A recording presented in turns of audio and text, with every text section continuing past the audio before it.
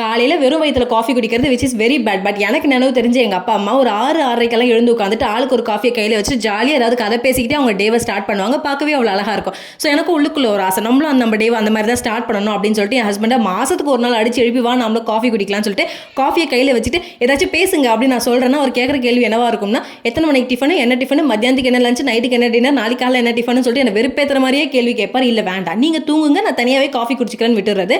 And அத்தை ஊர்லேருந்து வரப்போ எனக்காக ஆசாசியாக ஒரு கடாயும் ஒரு குக்கரும் எடுத்துட்டு வந்தாங்க. கடாயோட சைஸ் மட்டும் கொஞ்சம் பெருசாக இருந்துச்சு, இருந்தாலும் பரவாயில்ல, என்ன மாதிரி வளர்ந்து வர ஒரு குக்கு இந்த மாதிரியான கடாயெல்லாம் யூஸ் பண்ணால் கொஞ்சம் நல்லா இருக்கும் அப்படின்னு சொல்லிட்டு அதை தான் யூஸ் பண்ண போகிறேன்.